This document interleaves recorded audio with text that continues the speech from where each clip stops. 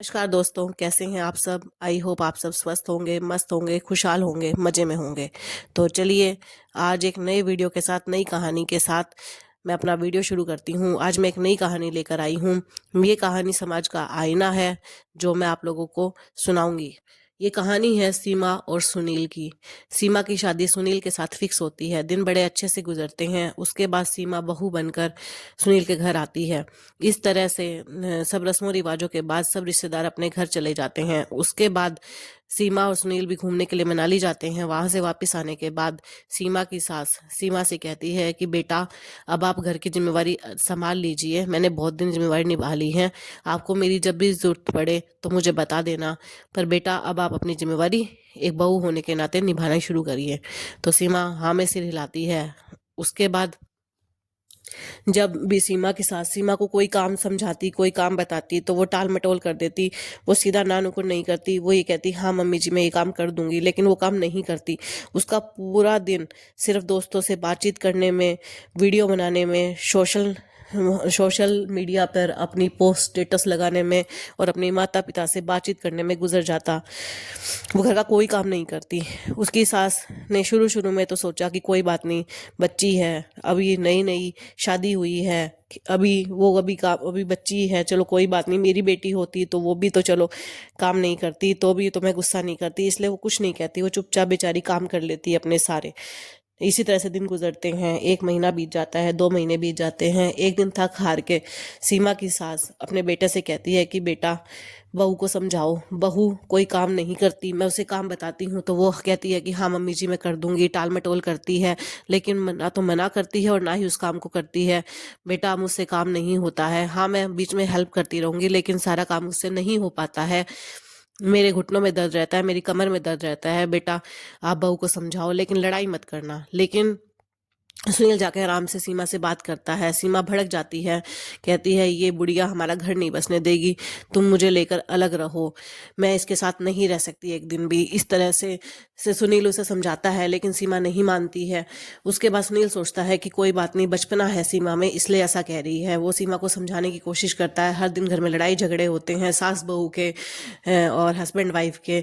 तो एक दिन सीमा की जो सास होती है वो अपने बेटे से कहती है कि बेटा, कोई बात नहीं, बहू अगर ये चाहती है कि वो हमसे अलग रहना चाहती है तो उसे अलग लेकर रह ले, कोई दिक्कत नहीं है, प्यार प्रेम बना रहेगा। अभी तो मेरे हाथ पैर चलते हैं, जैसा भी होगा मैं और तेरे पापा आराम से अपना काम करके और आराम से रह लेंगे।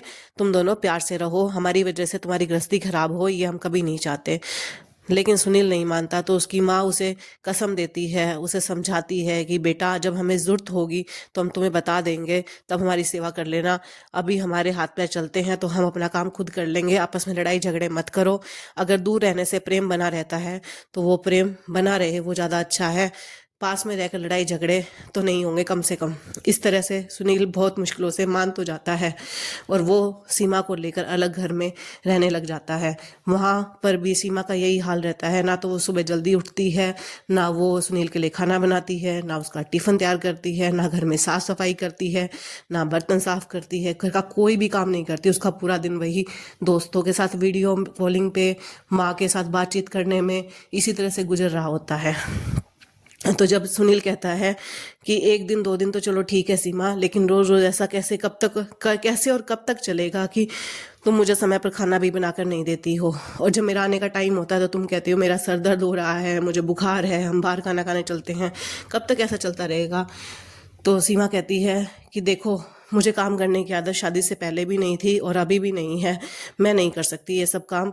सच्ची अगर तुम सुनना चाहो तो सच्चाई यही है, तुम एक मेड लगा दो, एक कुक लगा दो, वो खाना बना दिया करेगी। सुनील उसे समझाता है, दोनों के बीच में लड़ाई झगड़ा होता है। इस तरह से 2-3 दिन निकल जाते हैं, दोनों एक दूसरे से बातचीत नहीं करते। आखिरी में सुनील सोचता है कि चल कोई बात नहीं, अगर घर की लड़ाई मिट रही है तो चलो सीमा के लिए वो एक कुक रख देता है जो उन दोनों का खाना बना दिया करेगी। उसके बाद फिर वो कुक जो होती है वो खाना बना के चली जाती है। बर्तनों का ढेर लगा रहता है, घर में गंदगी हुई रहती है, लेकिन सीमा कोई भी काम को हाथ नहीं लगाती। सुनील उसे कहता है तो वो कहती है कोई काम वाली रख लो, मैं कोई काम वाली नहीं हूँ। इस तरह से सुनील सोचता है कि अगर घर में शांति बनी रहेगी और बाहर का खाना खाना रोज अच्छा नहीं है, तो इसलिए वो एक मेड रख देता है जो पूरे दिन डस्टिंग वस्टिंग घर के सारे काम कर देती है। तो इस तरह से सीमा जो है वो पूरे दिन बस दोस्तों के साथ लगी रहती है फ़ोन पे, अपनी माँ के साथ, उसका यही रूटीन रहता है, लेकिन उसमें कोई सुधार नहीं आता। अब सब कामों के लिए मेड है, उसके बाद भी वो सुनील से लड़ाई करती है। अब लड़ाई का कारण क्या है? लड़ाई का कारण ये है कि मेरी फ्रेंड ने गाड़ी ले ली, तुमने मुझे गाड़ी नहीं दिलाई। मेरी फ्रेंड ने आज झुमके बनवाए, तुमने मेरे लिए झुमके नहीं बनवाए। मेरी फ्रेंड ने कड़ा लिया, मुझे वो ला के दो। इस तरह से बहाना ले लेकर सीमा उससे रोज लड़ाई करती। तो सुनील परेशान हो चुका था, उसे समझ नहीं आता कि वो क्या करे क्या ना करे। इस तरह से रोज रोज लड़ाई झगड़े होते। कभी कहती तुम ऑफिस से लेट आते हो, तुम्हें मेरे होने ना होने से कोई फर्क नहीं पड़ता। बेचारा अपने खर्चे निकालने के लिए, मेड को खर्चे देने के लिए ओवर टाइम करता है, पर उसकी डिमांड बढ़ती ही बढ़ती जा रही थी सीमा की। वो कभी उस पर शक करती है, कभी उसका फ़ोन चेक करती है, कभी उसे ऑफिस में फ़ोन में कहती है कि तुमने उस टाइम मेरे पास फ़ोन नहीं करा, तुम मेरी डिमांड पूरी नहीं करते, कहीं तुम्हारा चक्कर कहीं और तो नहीं चल रहा। ये सब चलता रहता है। तो एक दिन सुनील गुस्से में सीमा पर हाथ उठा देता है। तो सीमा कहती है तुमने मुझे मारा, मैं तुम पे केस करूंगी, ऐसा कहकर वो घर चली जाती है।